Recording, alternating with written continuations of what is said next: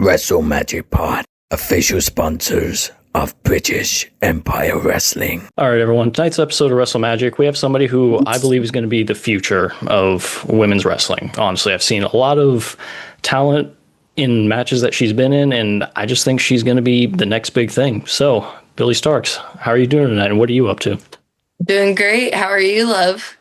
Not doing too bad. So, wanted to hit you up, wanted to get you into an interview because I've seen your matches in Ring of Honor and AEW and even some of your indie stuff on YouTube that I've been able to find. And honestly, I've been very impressed. And I think you have a lot of potential in the future. I think you're going to be the future of the business. So might as well start at the beginning. So what was your childhood like? Are you okay with talking about that, or?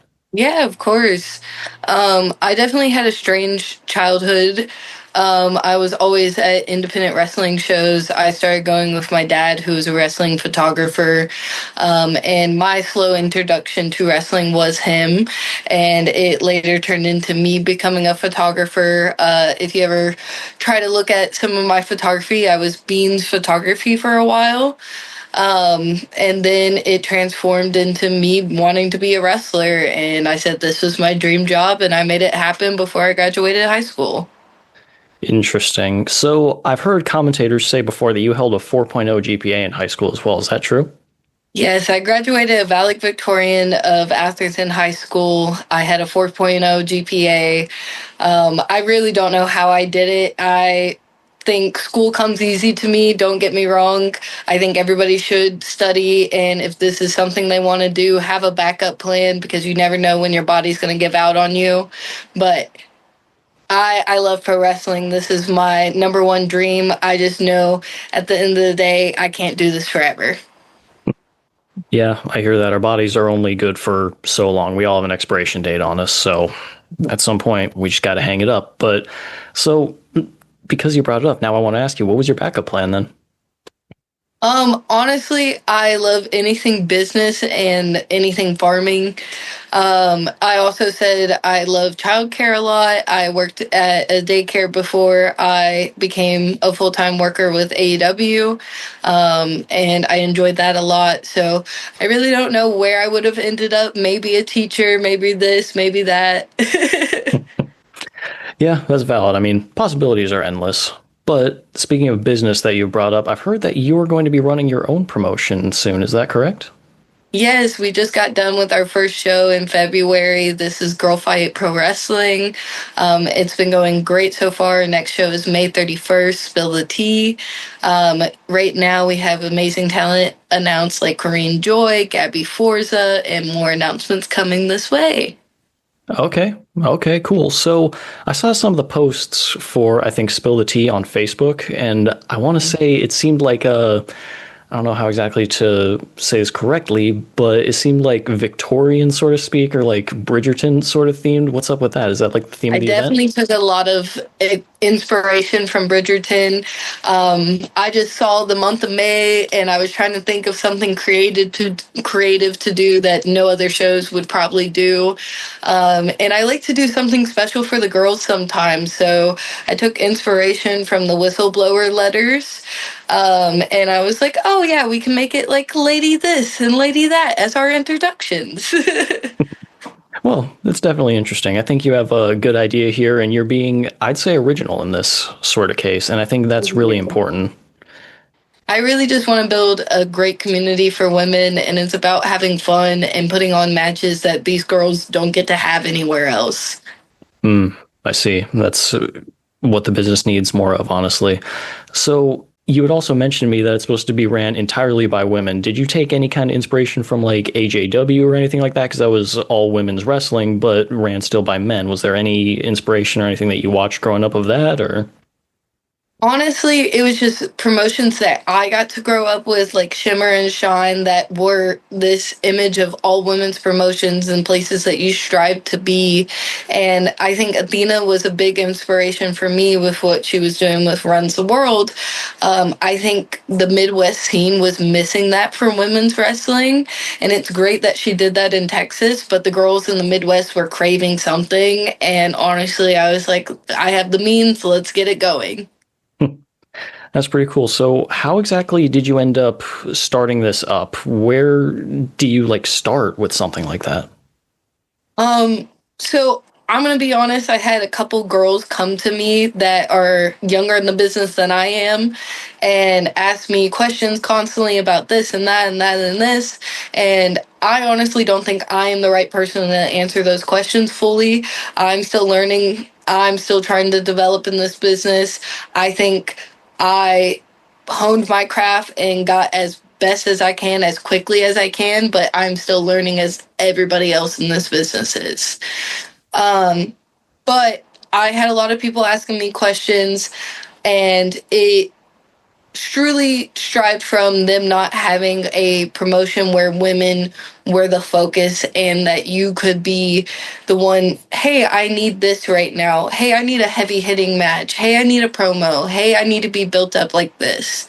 And I think being able to hear the women's wrestlers' voices and putting that in to a promotion and showing you, hey, we have a voice, let it be heard, and we can make creative things happen, and it will be better for the fans and better for the business. Okay.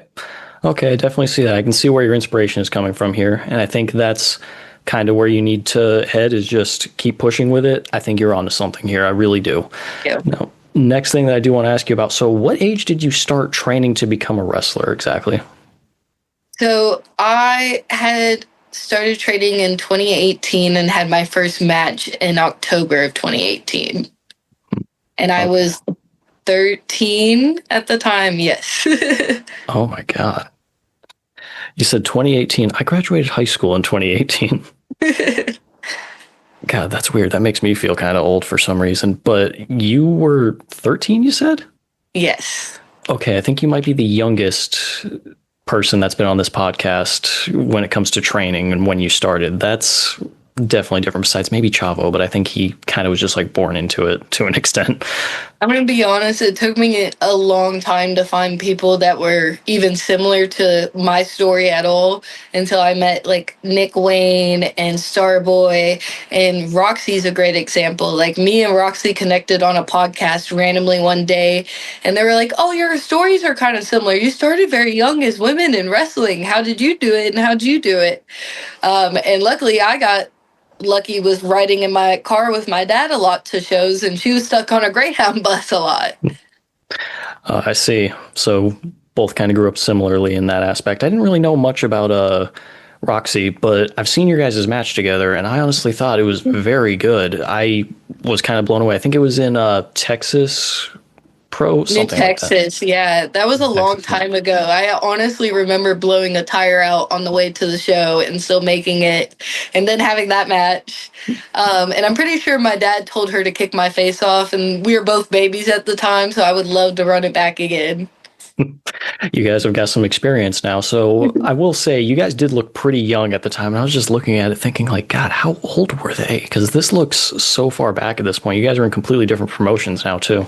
I think at the time I still had blue hair, so I would have to be like 16, maybe 15 at the time. Jeez. Okay, interesting. So even back then, something that I've kind of noticed in your matches, it seems like every match you're trying to do one thing that isn't in the other matches that I've seen so far, or trying to do something more innovative that you don't normally see, whether it's just a pile driver or seeing you doing a brain buster to your knee, sort of things like that. It's like, where do you come up with this stuff? And sometimes I see like reversals and counters that you do, and it just feels like you just came up with that on the fly or something out of nowhere, and it works so well. How do you like think about that sort of stuff going into a match? Honestly, I think it's your mindset on pro wrestling. I think of wrestling like my playground. I'm here to play and have fun. And honestly, every time I go to train, it's to learn something new. So why not show it in a match here and there? And I feel like there's a lot of things that I'm known for is like the swanton and the brainbuster to the knee and doing crazy, crazy things. But there's parts of me that I don't implement in every single match. Like I love lucha. I train a lot of lucha, but I don't get to show that a lot. Right, right. So one thing that I noticed, I think it was with it was in an indie match with I think his name was like Papa Hasi, something like that. Papa Hayes, something like that. But Yeah, he like threw your leg over the rope, and then all you did was you had to bounce back and just hit him. I just thought that was genius. Like, how did you guys even come up with that? Was that something pre-planned, or was that just something that in the ring you're like, let's try this and just let it go? Honestly, that's something I experimented with when I was really young. I believe it was Rich Swann do it on a show just as a transition. And I was like, I like that. I'm going to steal that. Thank you, sir. Stolen. Totally understandable. I think it was a perfect move for the moment, and I think it just looked great for your character as well. Now, something else about your character I did want to ask about. Where did the Space Jesus thing come from? Where's that like coming from? Honestly, it was a inside joke that started when, like, way, way, way back. There was a promotion going on, running a seminar, and I showed up late, so I got to hear this secondhand from everybody who was at the seminar, because I was coming from another show to come to this show. So we get there, and everybody's like, "You missed out on the craziest seminar ever." And I was like, "What happened at this Jimmy Jacobs seminar?" They're like, "Oh, well, this guy showed up, and he was in a leather vest, taped up hands, ready to wrestle." And then we're like, "Oh, we're just going to sit down and talk for a second about character. Let's talk about character, guys." And Jimmy Jacobs goes around in a circle asking everybody about their characters and what they do. And they get to this guy, and he goes, "Well, I'm a street fighter." He goes, "Yeah, that's cool. What else? Like, what makes you special?" And he goes, "Just wait." Takes off his vest, takes off his shirt, and he has Alien Jesus tattooed across his chest, walking across water. And he goes, "This." Jimmy goes, "Okay," and just moves on. And they proceed to do the rest of their day. And then they think this is the end of this guy, and it's not. He proceeds to not pay for the seminar and get kicked out by the promoter. And we all nicknamed him Space Jesus. And about, I want to say, a week later, a ring announce friend of mine asked me, "Hey, you want to be announced as Space Jesus tonight," as a joke for all our friends. And I said, "Yeah, of course." And then the fans got behind it, and Space Jesus kind of stuck for a while.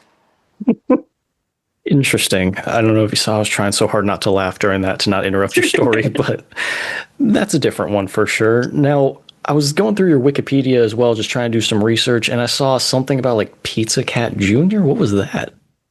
So, Pizza Cat Jr. was a character given down to me by Shotzi Blackheart. She was the original Pizza Cat.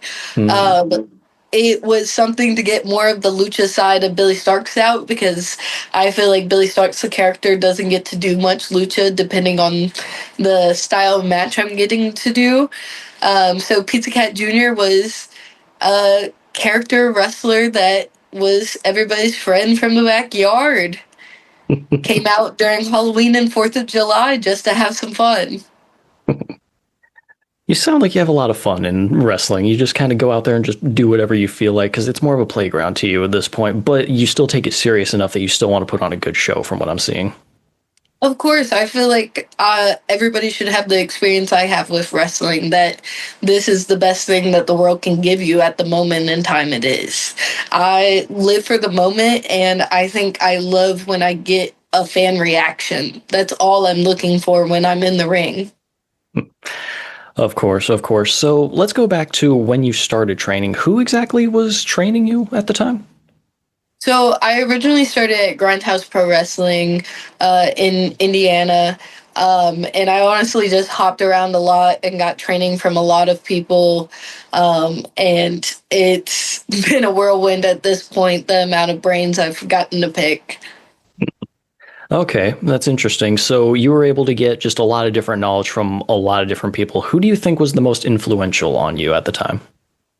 I think advice that sticks with me a lot was a person told me, just be nice to everybody because you don't know who everybody is. And it truly has helped me, like, just be a nice person to everybody, and it gets you through a lot. But in-ring wise, I would like to say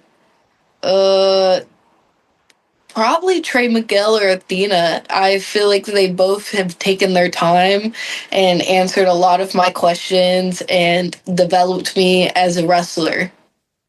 Okay, that's definitely verifiable because I could see Athena, I feel like, is also somebody who I think she's up there. Amazing talent, and I think she was underpushed when she was in WWE and everything. And where she's at now, she held Ring of Honor's Women's Championship for how long? It's been, I don't know, forever, it felt like. Over 1,000 days. I'm pretty sure over 1,040 now. Yeah, exactly. I think she's finally getting some of the recognition that she deserves, for sure. I think she's always been one of those people that you can look at any time, and she's just going to have a match that's going to blow your mind a little bit at some point, especially live. But all right, so start off at the Grindhouse, start bouncing around a little bit. So, where do you think was your favorite place that you had traveled when you were bouncing around so much? Honestly, to wrestle, Atlantic City was so fun for me growing up, just being around that atmosphere, that fans, the wrestlers, everything about it was just fun. I just remember being on the boardwalk. I remember being in the casino. I remember like going to the food hall.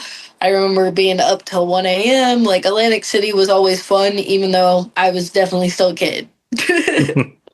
Yeah, I definitely hear that. So, how old were you being able to just walk in these casinos? 'Cause you're like, yeah, I'm performing, doesn't matter. I always had my dad with me, so most of the time I'm pretty sure I was like 15, 16, but I always had my trusted adult. Okay, well, fair enough. So, next thing I do want to ask you about. So, you said that you went around to a lot of indie shows and everything growing up. So, who were some of your favorite people to watch growing up?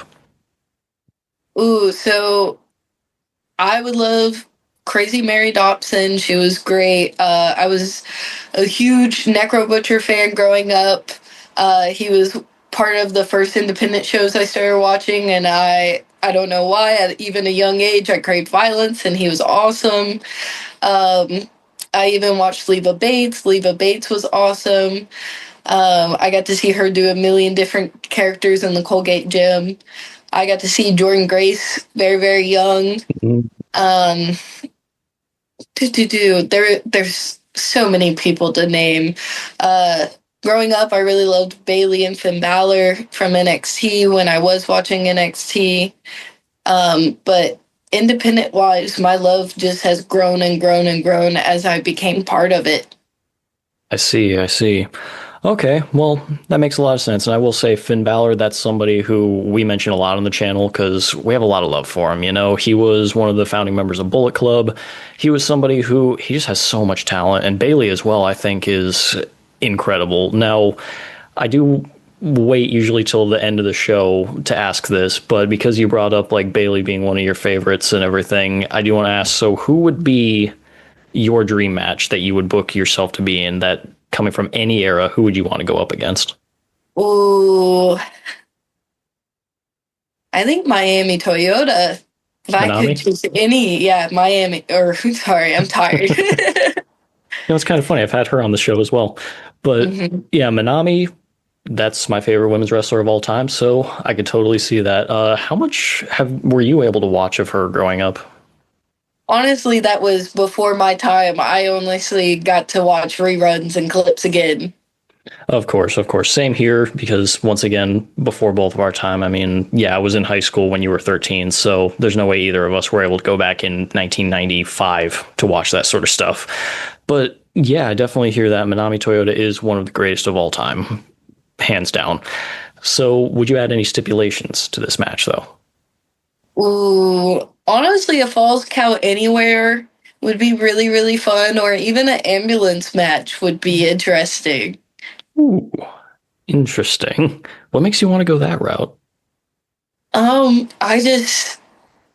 would love a straightforward match, but I feel like we would be the type of people who would do almost a last man standing type of feel. Okay. Okay. That's totally understandable. Now, growing up, and you were obviously a little bit more in the business than most fans at that point. You're performing and everything. How were you able to balance that so well with schooling, considering you were 13 till graduation in the wrestling scene already? Honestly, school came very, very easy to me. I'm just very book smart. I did IB classes, which is International Bachelorette Program. in high school to help me get college credit early. And everybody talked about these classes being so hard. I felt like it was a normal schedule.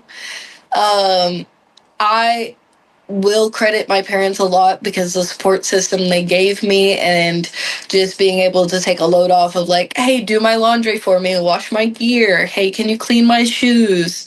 Hey, can you put in an order of new gear? I drew it up. Here's this, here's that. Oh, I got to go to school. Drop me off. Do this, do this. Sounds like you had a really good support system, but it sounds like they really did help out a lot. And I don't know, did they put a lot of pressure on you when you were on the road as well? Like, hey, you have to have straight A's or you can't be on the road sort of thing? Or So my mom was definitely, hey, I will pay for wrestling school if you go to college. So we made that deal very early on. And I've now held up my end of the deal. I get to graduate and walk the stage for college on Monday when I get back home from TV. And honestly, my dad just wanted me to become the best wrestler. So he was always hard about being very responsible, very humble, and just very put together in public. No matter my age, I had to be more responsible than most wrestlers that you'll be around. okay, well, now that you mentioned that you're graduating college, well, first off, congratulations on that. But next thing I do want to ask, so what is your degree in? So I got an associate's in applied sciences, but technically the whole time I was there, I was studying business and accounting. My plan for the future is to honestly buy a farm and probably open a wrestling school on a couple of acres. That is my dream scenario in a couple of years. I'm just hoping to make it happen sooner than later. I think you'll get there. I think that you have the right mind for it at this point. So, something else that I do want to ask you about. So, okay, this is more of a joke than anything, but you saying that you're wanting to have a farm and a wrestling school. Are you going to mix them at any point and have people try to wrestle any of the animals? I always made the joke that if you couldn't pay tuition, you got to go scoop my cow poop. So that's the crossover. If you can't pay your dues, you're going to pay it another way. Hey, manual labor is one way to do it, I guess. Well, all right. So you've got your degree already in applied sciences. So you're wrestling in the meantime as well. So do you think AEW is going to make any sort of, or whatever company is going to make any announcements for that? Just saying like congratulations or no? Honestly, I don't know on AEW's part if they will congratulate me or not, but I know if I mention it to probably Jeff Jones, he'll sneak it into an Instagram or social media post later on. Fair enough. Nothing wrong with that. But now I do want to ask you about, so who are some of your favorites overall that you have worked with in the business? I'm not going to ask you your least favorites because that could put you in an awkward position. But who are some of your most favorite people to work with, whether they were opponents, managers, whatever? Who are some of your favorites? Honestly, Jamie Hayter has been one of my favorite opponents. I could wrestle her any day of the week. Somebody I'm very interested in right now is Story Denali. I think she's a new up-and-comer that we haven't got to touch yet, but I love everything I'm seeing from her. And honestly, Mercedes Moné was one of my most interesting TV matches to come to date, and I really loved the experience I got from my match with her. But at the end of the day, I think it's still a different time now, and it would be a different story. Okay, I could definitely see that. So your match with Mercedes, that was actually the one where I saw you do the brainbuster onto your knee. So how open was Mercedes to taking that move? Not to say that she wouldn't, but at the same time, that's something that it looks pretty deadly, you know, even from a TV perspective, you know. So how open to that sort of stuff is, or any of your opponents, really? Honestly, she was super, super giving, and she doesn't have to be. She's at a level in wrestling, and I think, honestly, when you get to a certain level, your body does hurt. You've taken stupid bumps. You've done this for long enough, and I always make the joke when we have these breaks in between, sometimes it hurts our bodies more. So sometimes when you have these breaks and come back, it's a different story. Yeah, I definitely hear that. Seeing some people's injuries, it's like, I can't believe that you're even walking after, sort of thing. And it's like, I don't blame a lot of people that end up in, whether it's wrestling injuries, football injuries, it doesn't matter. Like, your body is taking a toll. And eventually, we're going to have to hang it up. So it's better just to take care of yourself. But I get it. That's something that not everybody's going to want to go through forever. And, it's kind of nice to see that even though she is at the level that she is, she's still willing to say, you know what? Hit me with it. Let's make a good match look good here. Let's have a lot of fun. So another thing that I want to ask you about. So when it comes to your goals for wrestling in general, are you more focused on the business aspect, or are you still just looking at your career, or are you kind of in between the two and wanting to go for both? I think I'm in that weird in between right now of I want to help the wrestling business, but I also have to be selfish and help myself. Like I said, I have my own aspirations of I want to open my own school still. I want to have my own farm, my own house, this and that, and that and this. But at the same time, I'm starting Girl Fight. I'm still working with AEW.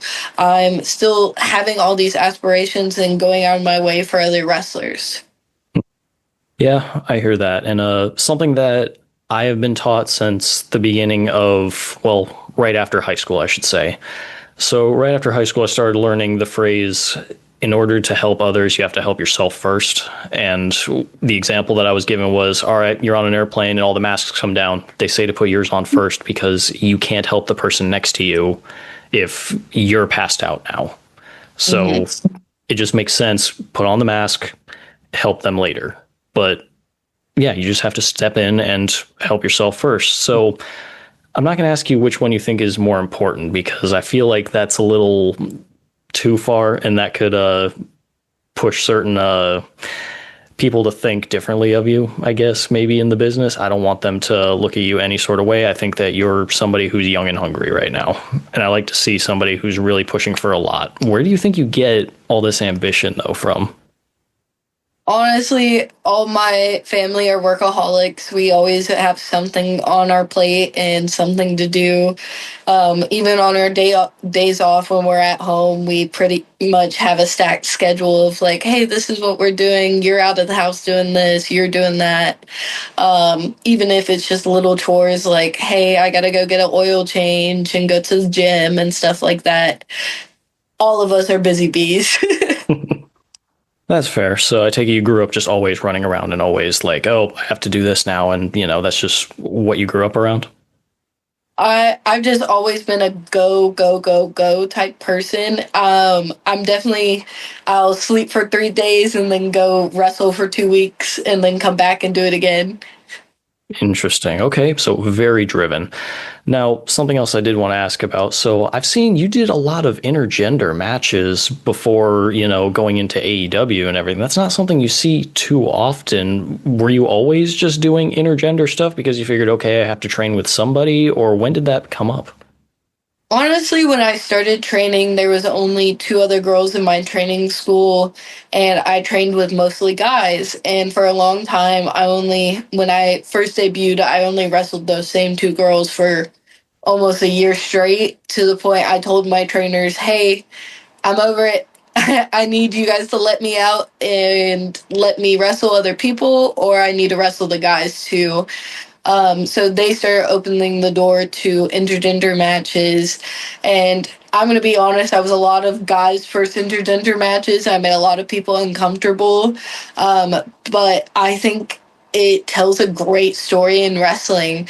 I think if you sell the right character and sell the right moments, you can get people invested so easily because they feel it in a type of way that you would in a movie. Okay. I can definitely agree with that, because I've seen in a lot of your matches, you sell very well. Like, as soon as somebody's putting a hold on you, whether it's just stretching your arms behind your back or anything, I immediately see like you're screaming and stuff. You're showing that everything hurts. You hit the canvas, you're immediately making a face and like letting out some sort of a noise to show the crowd, hey, that hurts me. You're telling the story very well. So what exactly is your philosophy once you step in the ring and you're thinking about, okay, I need to sell for these moments and, whatever else is going on? Honestly, it's evolved and evolved with time, but it's very situational. I think it's match by match and person by person at this point. Okay. Well, that's valid. So, when it comes to intergender matches, do you think that you prefer that, or do you prefer going against women, or is it just, it doesn't matter, it all depends on the person? Honestly, I just love wrestling new opponents at this point. I love first time ever matchups. Just to say, hey, we got to wrestle somebody new. I get to wrestle a new style. I got to wrestle a new opponent. I really don't care what the gender is at this point as long as I get a new opponent. Okay, so you just like the new challenge, just somebody stepping in front of you. Mm-hmm. Okay, I kind of like that. Now, who would you say was probably your best or maybe your favorite of all the intergender matches that you've done? Ooh, I've had a lot. I have noticed YouTube is loaded with a lot of them. I was able to see like 3 or 4 of the intergender ones, and I was like, she's holding up pretty well, just the same as the guys do. I think my favorite recent one has been a tag match that I did with me, Miyu, and Megan versus Jordo, Alec, and Mathers. I just love what we were able to put together, and I think we were honestly one of Dave Meltzer's first intergender matches that he liked. Yeah. Sounds about right. I'm not going to make any digs at Meltzer, but his scale, it can be a little confusing at times, we can say. But all right, fair enough. So going into an intergender match, does it ever feel awkward, going against a guy, or does it just like, man, who cares? Honestly, never for me. I've always loved wrestling the guys. I've only had one match where I didn't feel awkward, but I made my opponent feel awkward and didn't realize it until after. And it's funny because it was Nick Wayne. Me and him wrestled at his birthday show. And we were just train wrestling, and I didn't even notice. He said when he did waist lock to me, he like accidentally touched the inside of my thigh. He was like, "I'm so sorry. I'm so sorry. I didn't mean it like that." And I was like, "Nick, I didn't even notice. It's fine. It's fine." Well, fair enough, because I mean, when I was in junior high and high school, I was on wrestling teams and everything, the amateur style. And I remember like there's occasionally times where you have to wrestle a girl and it's like, well, this is going to be kind of weird. But then after a while, you just kind of block it out. And it's like, I'm wrestling. As long as I'm not intentionally doing anything weird, we're here for the sport. And that's just the end of it. And for you, I mean, you're looking at putting on a good show and just having fun. So I could definitely see, yeah, there could be an awkward moment or two, but we just got to get past it. This is how we be professional. You just move on. Exactly. But all right. So there's something that I wanted to bring up, and I spoke to you a little bit earlier before we started recording and everything. How often do you deal with, we'll say, creeps on the internet, and how do you like block them out? Honestly, I probably get a lot more creeps than I even realize. I filter a lot of it out. It's usually on mute. If you get so annoying and I have to see it too much and you start new accounts, you probably get blocked. But I really don't have to deal with these people. If you show up, I have the easy tools to block you, mute you, not deal with you. Yeah, I hear that. And I do just want to say before going more into this point, guys, stop being creeps on the internet. Seriously, like you're not going to get anything more out of it, and nobody owes you anything. Like just because you say, you will not get my attention, it doesn't work. Exactly. And it just doesn't make sense when people just want to jump on and be like, oh, this person didn't, say thank you when I wish them happy birthday or any other crap like that, and continuously hold a grudge about it. Like, dude, nobody cares. That's not going to impress her that you sat there for months after and kept saying that. And there is one dude that's on your Twitter constantly tagging you and saying like, answer me or unfollow me and stuff like that. And it's like, dude, please stop. Guys, please don't be creeps on the internet. It's just weird. I guarantee none of the women who you are trying to talk to like that are interested or care about that. Honestly, none of us live on social media. We'd rather live in a squared circle. Exactly. So now that brings me to think about one more thing. How often are you training? Like, in the gym versus in the ring itself? Honestly, my schedule's so sporadic. I've been in the gym 3, 4 times this week, and I've been in the ring once, but I'm about to go again tonight. And then I've actually was supposed to go on Friday and Saturday, but now I fly out for work. I got the phone call yesterday. So now I have to pack my bags and get ready for work. So I'll probably cut out training for the next 2 days so I can travel and probably go wrestle in Palm Springs. Palm Springs sounds nice. But my point with that as well was just to say, like, if you're training and traveling this much, why would you have that much time to be on social media? I don't. I don't. Exactly. I make my posts, and most of the time they're scheduled, guys. I'll be honest. I'm not on there when I'm posting. Exactly. But yeah, I digress about my whole point about creeps on the internet. But that is something that has kind of bugged me a little bit because I feel bad for, any women's wrestlers that they have weird dudes constantly commenting or whatever. And that's got to get so old after a while. But that was part of the reason why I started Girl Fight. I was tired of creepy dudes running promotions. I was tired of creepy fans and them not getting handled. And at the end of the day, we can make our own platform for ourselves, and we can do that here. Yeah, I definitely hear that. I will say you're probably not going to escape the creepy fans, unfortunately. I'll kick them out. Try me. Well, that's valid, but I'm glad that you're doing something about it and you're trying to be innovative about the problem. But now I do want to ask you, do you have any stories about these creepy promoters without saying names if you're not comfortable doing that? Or if you want to say names, hell, put them on blast. But, it's up to you. Do you have any stories about anything creepy or? Honestly, there's been a lot of creepy people. But honestly, I'll make it more adjust. But I thought it was very strange for me starting out as wrestling as a child, and I was always very covered up. I always wore basically shorts and a sports bra. You never saw anything that you weren't supposed to see. And I think fans deliberately followed me and then waited for the day I turned 18 to turn creepy. I think that is the creepiest thing to me, coming from what I've had to deal with in pro wrestling. God, that's weird. I'm sorry you had to deal with that. It's just gross. But, all right, so that was a bit of the creepiness and everything. I do apologize that you went through that. I mean, it is what it is and time goes on, and I'm glad that you're moving past it and everything. But I also did want to ask you about your ring gear. What exactly inspired that? It's not something that I think I've ever seen before. Honestly, I love Joshi inspired gear. Like, it's very, very my aesthetic in and out of wrestling. And I just love Japanese culture, so anything I can steal from them, I'm stealing it. But a lot of my gear has been inspired by things I like.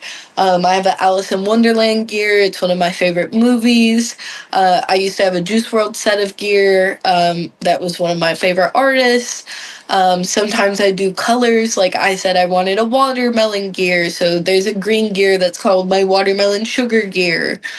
But a lot of it's just stuff that inspired me. My red and black one, nobody would guess this, but it was like my Babysitter's a Vampire was my inspiration. That is a show that I haven't heard the name of in years at this point. Yeah. All right. Fair enough. So you said that you're really big in Japanese culture and everything. Have you gone over to Japan to wrestle a lot or no? Yes, I actually got to do my first tour when I was 17. Okay. So who would you say were some of your favorites on the Japanese side? Ooh, there's a lot, but I will say Yuka, when I did my first trip over to Japan, she was one of those people I enjoyed wrestling, but she also got to show me a great time in Japan. She took me to Tokyo Disneyland, and it's an experience I will never forget. Okay. Did you go to Disney Sea as well out there? Yes, I had to. We were there. But I also have to shout out Miyu. Miyu Yamashita is one of my great friends. I think she's killing it in wrestling and doesn't get enough credit. She is truly one of those girls that will kick your head off if you say the wrong thing. Okay, that's cool. I like the idea of just her being tough in real life as well. I like that. But all right, so Tokyo, Disney. What else do you like about Japanese culture? Are you a big anime fan, or? I'm a big anime fan. I'm a big anime nerd. Me and Athena have bonded on this a lot. We just talked about the Demon Slayer movie. I'm catching up on a lot. I really want to watch this new, I think it's called Witch Hat Alter or something. It reminds me of Harry Potter, but as a girl in anime, and I'm kind of hooked. So I really want to watch this new anime for me. What else have I watched recently? I watched Delicious Dungeon. One of my favorites is Sword Art Online. But honestly, I love Japanese cuisine. I make egg rice omelets all the time when I'm at Nice. home. It's quick, easy, great breakfast. When I'm over in Japan, I eat so much food. I joke I eat 6 meals a day just to enjoy it. I feel that. Do you ever go to the claw machine place? I think they're called like Gigo or Gogi, something like that. Gotchas. I went to a lot of gotchas when I was Those over two. there. My mom made fun of me because when I came back, half of my suitcase is filled with just like claw machine and the arcade merchandise. I definitely got hooked, and it was like my form of gambling when I was over in Japan for a while. Yeah, I feel that. So when I went over last year, me and my buddy Nick, we went out there, visited some friends of ours. We got to hang out with Jumping Bomb Angels a little bit and their manager and other friends of ours. Amazing time. We were going to different places with the claw machines, and it just feels impossible. It becomes our new form of gambling at that point too, because you're sitting there and it's like hours. There's only one prize in the whole machine, and it's like you just keep knocking it a Gotta get little bit it. more, and you're like, I've already invested so much. I'm already $10 in. Come on, we got to keep going. But I was bad when they paid me in yen the first night. I was like, half of this is going to the arcade. They don't even know it. half goes to that, then half goes to food, right?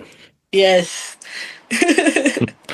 I hear that for sure. So, all right, so you're big on anime. I'm personally big on Dragon Ball. I've got some of the, or no, I've got the original Dragon Ball set somewhere behind me over here. So, are you into gaming at all as well, or no?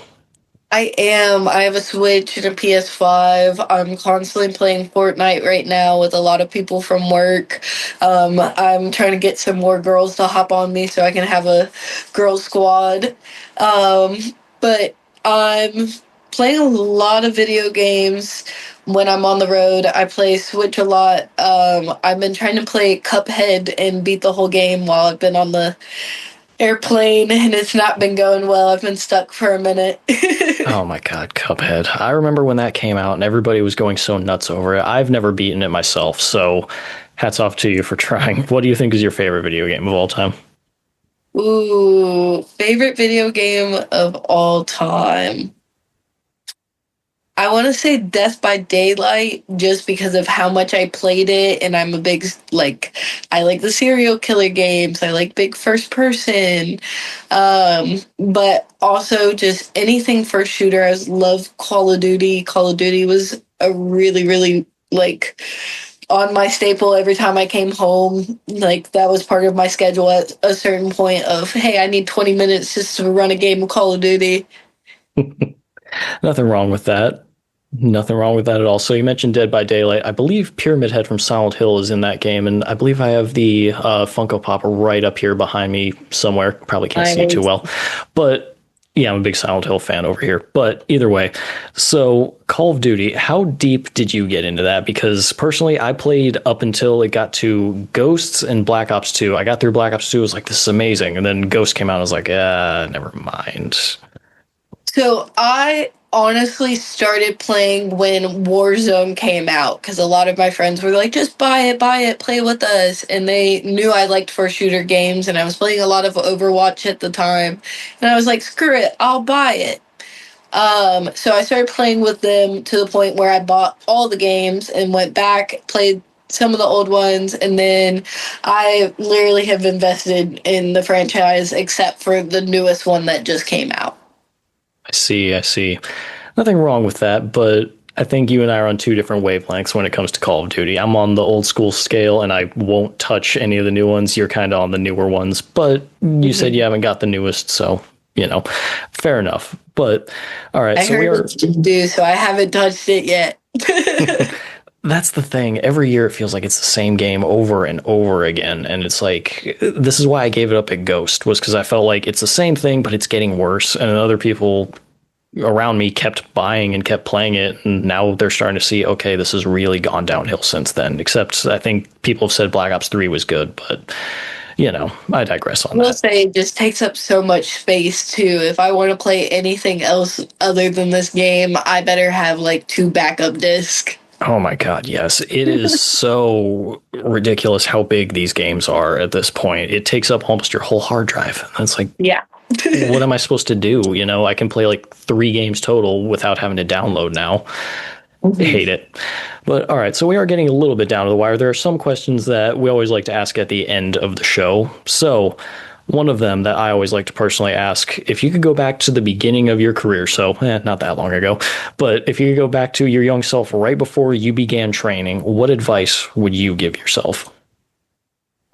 Just relax and know that when the time is right, things will come. I think there was so many things I rushed myself into just thinking that opportunities were going to disappear, but they're going to be waiting for me. Yeah, I could definitely see that. I mean, we rush ourselves into things because we're afraid that it'll go away. And then later on, we realize like there's so many more opportunities. There's so much more that we can do at any point, and it's not that big of a deal. So I could definitely see that. Now, if there's anything here that you don't want to answer, you can absolutely just say, yeah, let's not talk about that. But is there any regrets that you've had in your career thus far? Honestly, I think I was very, how do I say this? Very reckless at times with people, and it wasn't on purpose. It was just lack of, I don't know, self-restraint or even training at the time. And I truly think that's something I regret and could go back in the past and change those things, but I can't. It's said and done, and I've apologized and moved on. That's valid. I mean, when we're young, we all think we're invincible, and we think others are kind of the same way. So it happens. I can definitely understand that. So with that, I do want to ask you about, so looking at your career as a whole, if you were to tell somebody who has never watched wrestling before in their life, or maybe they just want to know more about you specifically as a wrestler, what 3 matches would you show them to say, yeah, this is me? I think Billie Starkz, early on in my career, me versus Kylie Ray, I have a Black Label Pro, was a great start of my career. And then one TV match that started Billie Starkz at AEW is probably me and Athena at a 0 hour in Canada. Or no, this was Owen Hart. I believe it's Owen Hart in Canada. But I really enjoyed that match. I believe that was our first match. I think that did a lot for me. And then, honestly, me versus Jamie Hayter in the Owen Hart, we took it to each other. It was one of those really, really fun matches for me. And it was the first time me and Jamie got to touch and just have an all-out brawl. Okay. Definitely solid choices. Would you ever throw any intergenders in there as well, just to say, like, yeah, I don't just wrestle the women either. Here you go.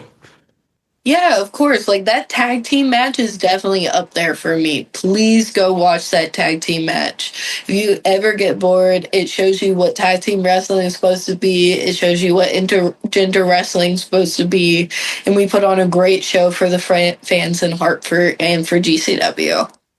I see. I see. Okay. Yeah, that's definitely one that's going on my list because, watching a lot of your stuff getting prepared for this, I started thinking, like, man, I've been missing out because I've gotten rid of my AEW subscription recently. Not necessarily my fault. They kind of canceled it because, moving over to was it My AEW or something like that? Yeah. Come on, hop on. I will. I will soon enough. Trust me. But all right. So another question that I like to ask everybody that comes on here: who do you believe is the GOAT in wrestling? Ooh. I kind of want to give it to Mox right now, even though he's a bit of a demon. He's a bit of the GOAT, too. I feel like he's done what I would want to do in pro wrestling, and he's been one of those undeniable pro wrestlers. Okay. I can definitely see that. Mox is somebody who I've kind of looked at as, a lot of people don't like him, especially because of how much he bleeds, and I don't see the problem with that. Honestly, you're in a sport that's supposed to look violent. Why shouldn't you potentially bleed once in a while? I don't see the hate. But yeah, I feel like he's somebody who gets okay, I try not to swear on the show very much. He gets shit on a lot for no reason, I don't feel like, and I don't like that. I really think that he deserves more, especially considering there's times where he's had to step in and kind of help carry the company when bad stuff happens and you just got to step in. He's kind of that old reliable who's happy to jump in, or maybe not necessarily happy, but he's willing at least. And I respect that about him. Wrestle Magic. We're moving into my favorite session of the show. So next, we're going to ask you about your recommendations for the audience. It can be anything: movies, TV shows, video games. It doesn't matter. You could say your favorite breed of dog. We're just willing to hear whatever you want to say. So any kind of recommendations for the audience, Miss Starkz? I recommend Squishmallows because they're super cuddly and cute. I recommend you follow me on social media at Billie Starkz, Billie. Starkz is Starkz. I'm sorry, I'm tired. And then please check out Girl Fight Pro Wrestling. It's the new promotion I started up. We're trying to do great things for women's wrestling.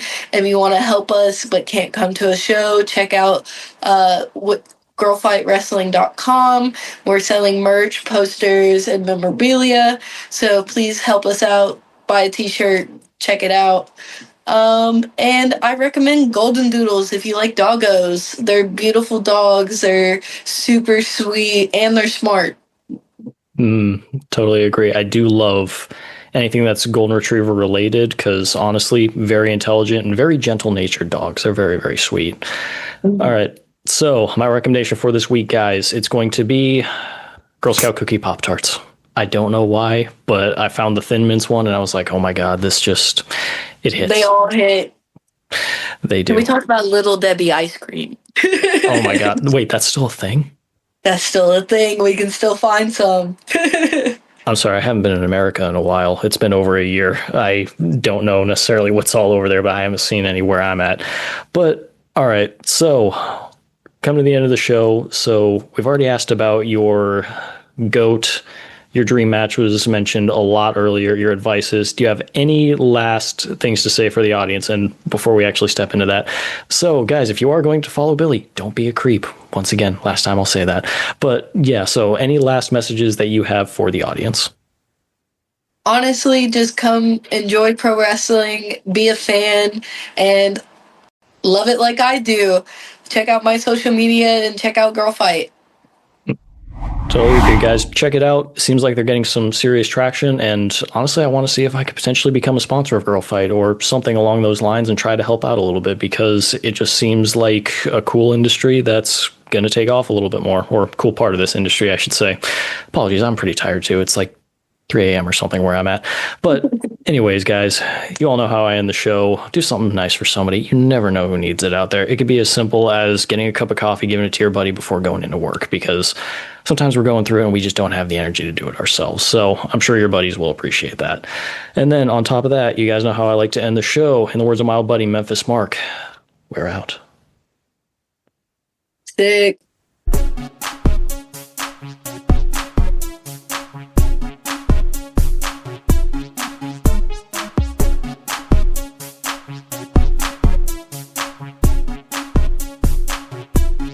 Wrestle Magic.